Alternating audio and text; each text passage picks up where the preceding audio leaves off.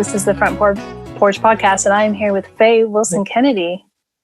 And we've been talking since February. I saw in my email about this, which seems like an eternity ago. Yes. So thank you very much for inviting me, and I'm glad we were able to connect, given so much is happening with the pandemic and the various uprisings, that we're here. So thank you very much.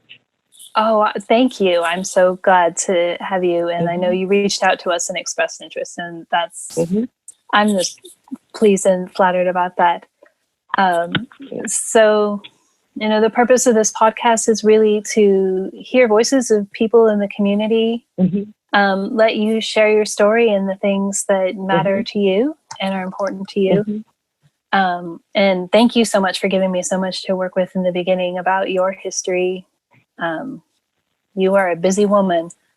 Well, I'm busy because I'm retired. So I think when folks retire, they have this idea that they're going to do less or be less active.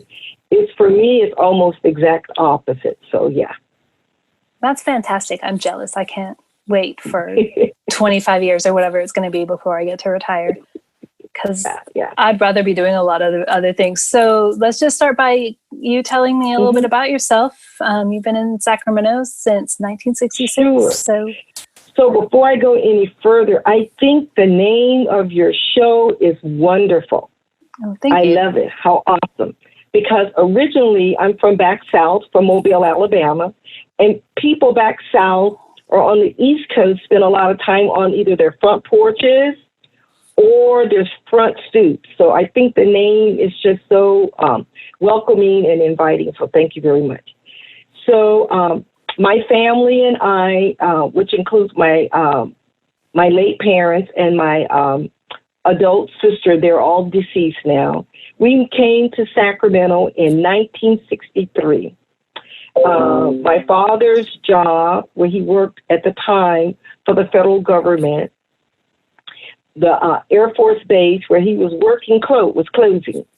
And he and my mother saw this as an opportunity to basically escape the repression and the oppression of living in the Deep South, even though we were living in Mobile, which is probably even then as well as now comparable to Sacramento.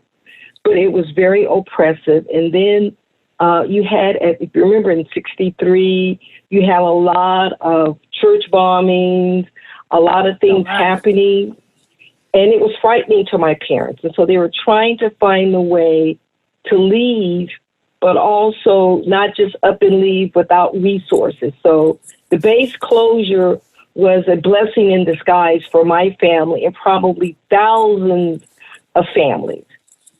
So they selected Sacramento. You remember in 63, we didn't have the internet.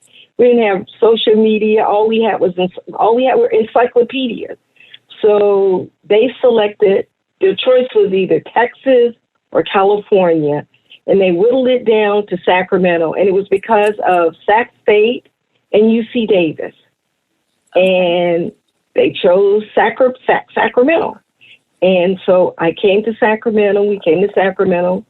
And the first couple of years, we lived in Oak Park. And then from there, we moved. We were some of the first folks from our hometown to go southward. Sacramento has a large population, community members from people from Mobile. And they either at the time lived in North Highlands, Del Paso Heights, Strawberry Manors area. We were some of the first families to venture south. And so we moved to South Sacramento, and then we began to welcome other families who decided to come to Sacramento and live in South Sacramento. And so, and then from there, I went to local high school. I graduated from Kennedy High School in the 70s. I actually went to high school with folks like Cornell West. Then I went to Sacramento City College. I had the unique honor of, it was about 5 or 6 of us who actually was in college the same time. Either our parents were returning to receive their second degree. So when I graduated from City College in 75, it was about 5 or 6 was either father, daughter, mother, son, who actually graduated at the same time. So I had that unique honor of actually going to college with my dad, who went back for a second degree and then transferred to Sac State, majoring in child development and cultural anthropology. And it's so funny because people always think my background is in political science, but no, it was in cultural anthropology and child development. And so I've been able to use my education to do a lot of unique work. I spent the last 10 years of my working career working as a health educator, doing non-clinical work, but engaging communities around how you can take control of your own health by eating healthy, by living a healthy lifestyle, by keeping medical appointments and doing things like that. Yeah. Okay.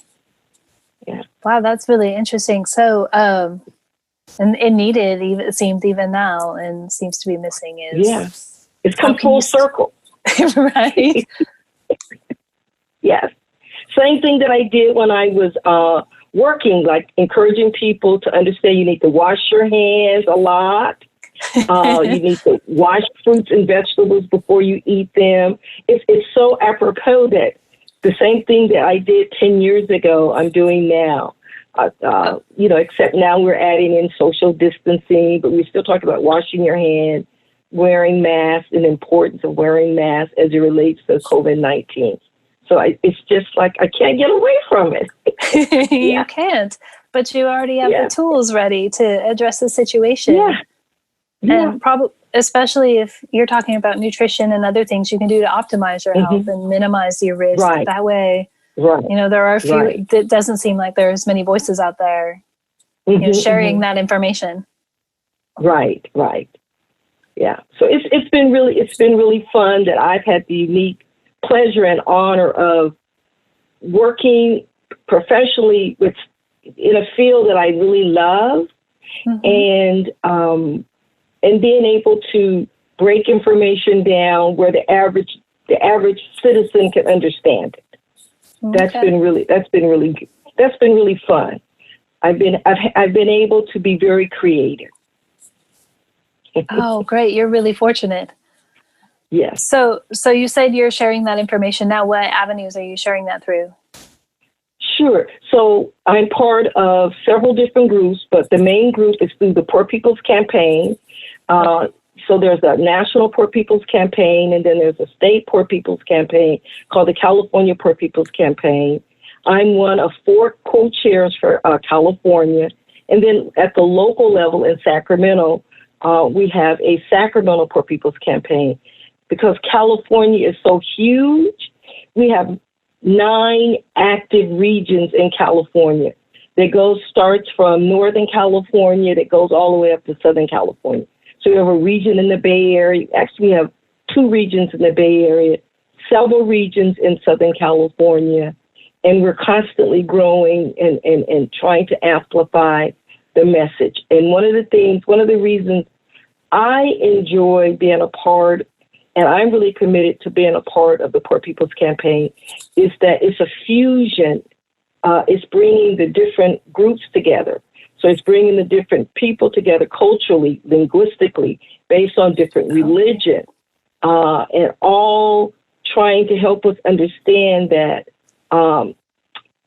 poor people and low wealth people, as we call them, people living in impacted communities, if we don't find a way to bring them together, because actually it's 140 million people who fall into that category and everything. So, and there's like 5 pillars that we all try to work by, and we try to, when we do organizing or when we do programming, we try to make sure those pillars are really talked about. And the other thing I like about it, because it uses music and the art, so it allows all of us to be very, very creative and everything. Yeah. What kind of initiatives do you work on? I'd say it again. What kind of initiatives do you work on in the Poor People's Campaign? Sure. Sure. So right now, the Poor People's Campaign, we're getting ready for our major event that's going to be, originally before the COVID hit, we all were going to be either flying in, driving in to Washington, D.C., but now it's gone digital. So the goal is to get 1 million people to log on June 20th to the digital event. So leading up to that, we're out in the community, we're engaging folks, telling them about the Poor People's Campaign, telling them about the work of the Poor People's Campaign.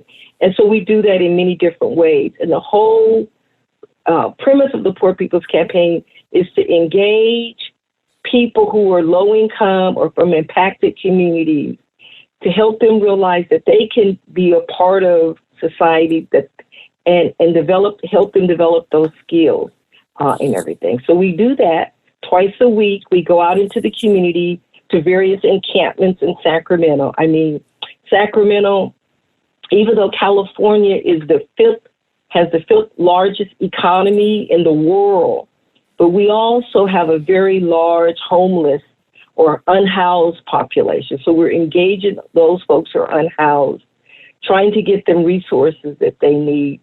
And it's really basic resources. So you and I can go to our tap and get water, or to our refrigerator to get water. Most of the folks who are unhoused don't have that luxury. So we're taking water to them.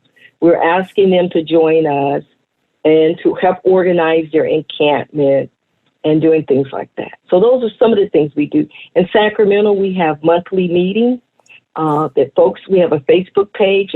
Our Facebook page is Poor People's Campaign, Sacramento. People can go and log on to that. Our next meeting is going to be June 15th. Should be a Monday from 6 to 8. It'll be a Zoom meeting. And we talk about what we're doing, because we have people who are not just in Sacramento, who are not just working with folks who are unhoused, but we have folks like Ruth who's working on immigration issues.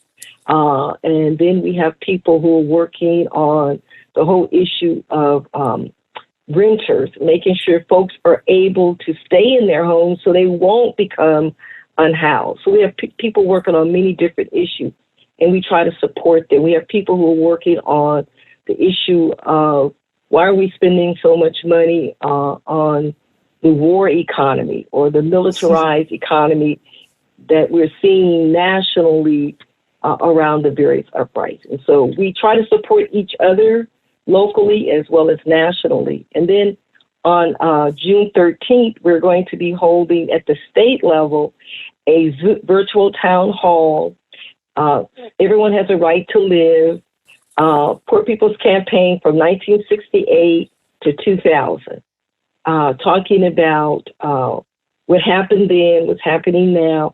And some people who were actually there in 68 will be part of the discussion, sharing, and then what we're doing now. So that's coming up, and that's free.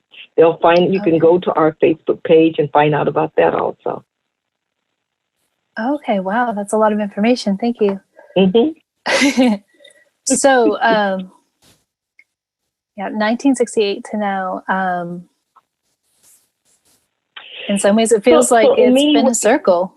Yes, it's become full circle. So some of the same issues that was talked about in 1968, we're still dealing with now.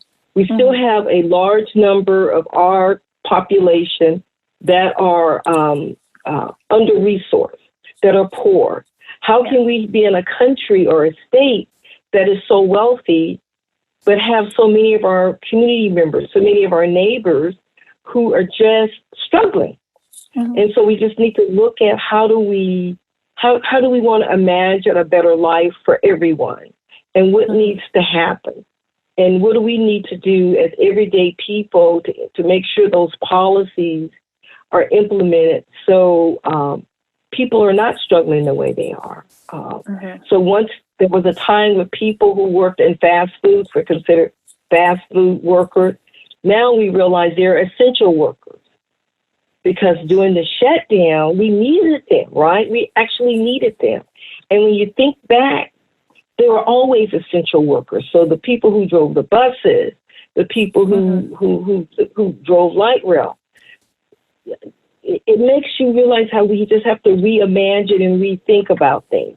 People who work in hospitals, particularly those who are considered like nurses' aide, people who are not considered doctors and nurses, they're essential workers, and how the pandemic has made us realize how we have to rethink how we view people and the jobs that they do and care for us all and everything.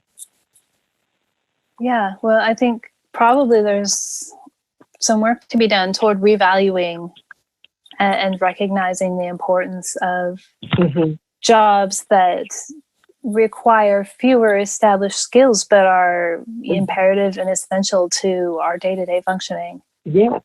And I don't know what I was reading or watching, but it just, one of the things that struck me, I was watching a movie and it was older, and just the dignity of jobs now that, you know, that kind of work had greater dignity in the past. Right. And I think probably what happened as we became, within our society, as we became more mechanized, more modernized, the dignity of certain jobs began to lose that type of respect. And then we began to put more emphasis on people who went to college. So there was a time in our society, if you had a high school degree, you can go out and get certain jobs. And then the goalpost said you had to get an AA degree. Then it said you had to get a bachelor's degree. Then you had to get a professional degree.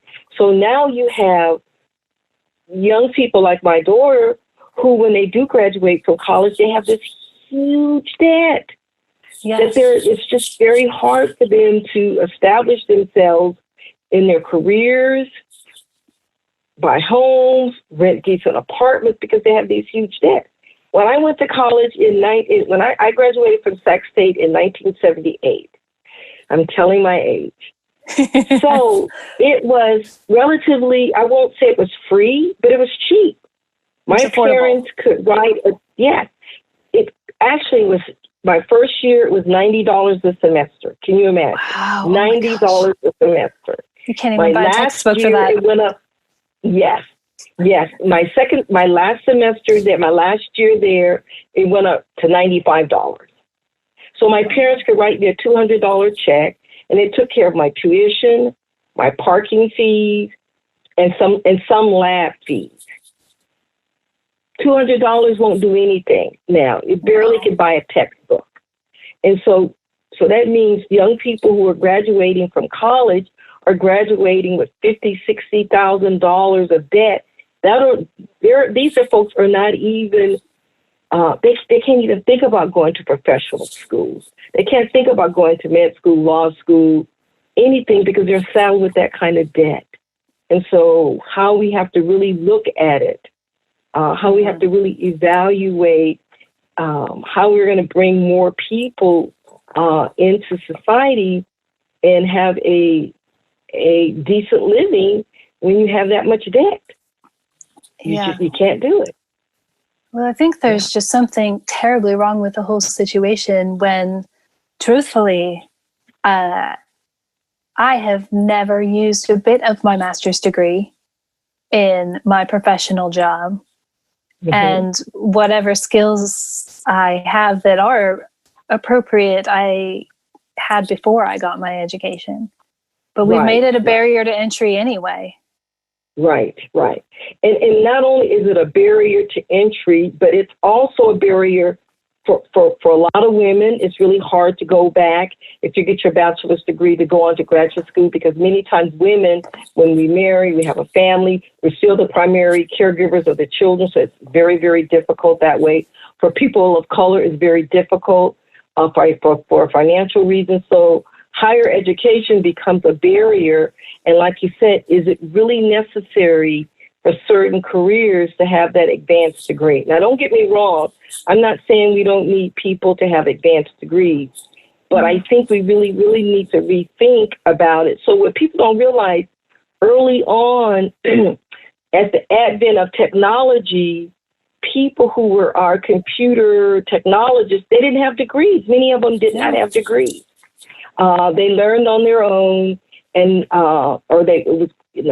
my parents' generation called it self-taught. Yes. They self-taught themselves.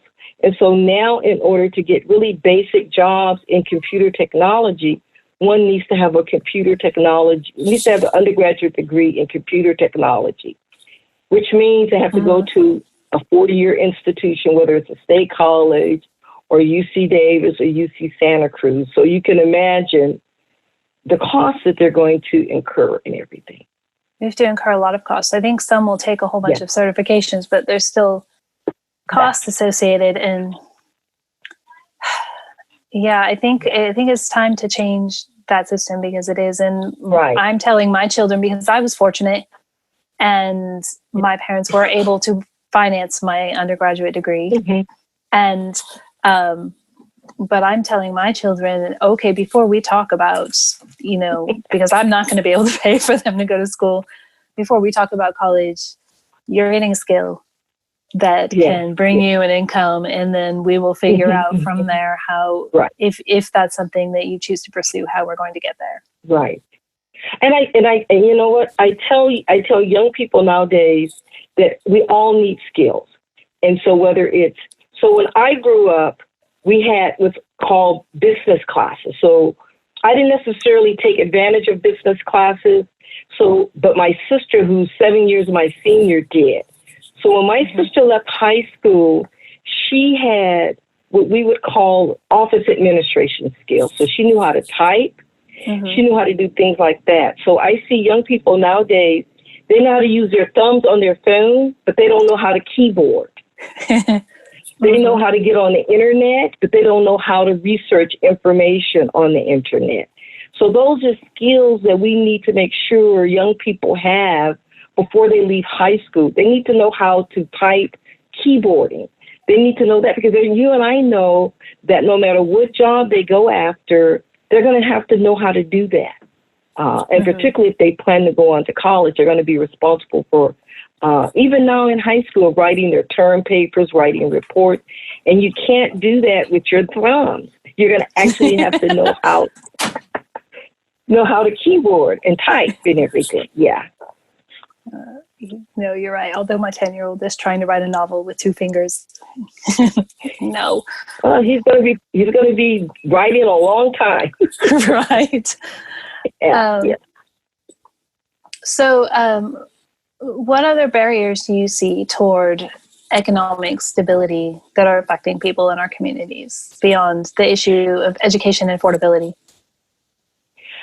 I think until and that also other barriers, particularly for working families or families who are in school, affordable childcare, affordable and accessible childcare.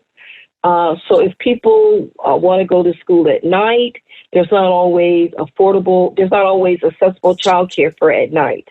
So things like that, we need to have an honest discussion about, and I think we are, because those essential workers are saying, if I have to go to work during this pandemic, who's going to watch my children? So it's things like that we never thought about, or it was hard to have that conversation about, because people didn't want to have that conversation. But it's a conversation that's a reality, because you have multi-generation. So I could be a grandmother, but I could still be working. But so therefore I can't be the primary caregiver to my young adult daughter and her family. So it's things like that. So as a society, if we say we really value children, if we say we really value the family, then we have to look at putting into place those policies as well as those resources that really support those families, to keep those families whole and intact. And the same thing with quality education. All families, no matter what neighborhood they live in, should have access to quality education. And we know that that's not happening, whether it's in Sacramento, whether it's in other communities. So it's those types of barriers that we need to begin to address and everything. Do you think this pandemic is providing us opportunities to reshape how we do some of these things? Yes, I do. So, for example, because schools had to go from educating children in person in the classroom. They had to move from that to what's called distant learning. Yes. And so they weren't prepared. No. So, for example, I'm a part of an organization called the Black Parallel School Board. And we have been trying to engage the Sacramento Unified School District around that kids need keyboarding classes. They need to know how to type because we're moving towards more of a society where we're testing children more academically. Mm-hmm. And their ability to do good on those tests also requires them to be able to type, to use the mouse. But if all they do is use their thumbs, they're not going to do good, right? They're just not going to. And so we had been pushing them to get laptops in schools, to have classes. And so bang, the pandemic happened, and they're kind of was caught off guard. And so they began to find out that not only were families not ready, but they were not ready as a district. Many of the teachers were not ready to do this. And so everyone's had to relearn and rethink and reimagine how we're going to address these, some of these issues and everything. And of course, we heard families complaining. You had parents say, look, I haven't did third grade math in 40 years or 30 years, or, and then the other thing that complicated school district is that many families utilize public libraries for technology. So because of the virus, everything shut down. So libraries was closed. So families didn't have access to the library. So it was just one of those things that you didn't think about that. I know I'm part of the Colonial Heights Friends of the Library, and we always try to make the library accessible to all families, particularly families who are impacted. But once that closed down, families didn't have access to the internet. So people came up with unique ways to address those issues and everything. Yeah. Okay. So hopefully that will carry on. Who knows what we're looking at for the next coming months? Right. Yeah. Who knows? Who literally, I don't think people, I hear so many parents and students and even some educators say, I need a break this summer because going from in-person classes to building our capacity for distant learning, that we need a little break. And I can believe that. Yeah. You need a little break. Yeah. And everything. Yeah. Interesting. So I'm trying to think, we're almost out of time and I can't believe it. I have so many questions. So we'll have to talk again. Okay. Is there anything else you think that is urgently pressing on our community right now in Oak Park and other areas of Sacramento that you'd like to discuss briefly? Sure. I think one of the things I would like to say or share is that Sacramento has a unique opportunity to really look deep into our hearts and to think about ways that we can really address some of the inequities that are happening every day, whether it's in our schools, whether it's resources. So, for example, Oak Park really doesn't have a library. There used to be a wonderful library that's now being used by McGeorge Law School that my husband used to use growing up there in Oak Park. That when I used to teach Head Start, we used to take children there. So we really need to think about how we're going to make sure those impacted communities, those families in those communities, have the resources to make them whole. And until we do that, we're asking for trouble. There will always be uprising because when you deny people resources, people at some point are going to get fed up, and then they're going to things will happen that we act surprised. But I'm not surprised by the uprising because I see all this inequity all the time. So what do you think we can do to address the inequities moving forward? I think we need to really make sure our schools are funded equally, where there's equity that way. We need to really address the issue of how race and class, and this is race, class, and gender in this society and then locally, really determines your how you're going to live and your life expectancy. They say your zip code determines what type of health care, what type of everything.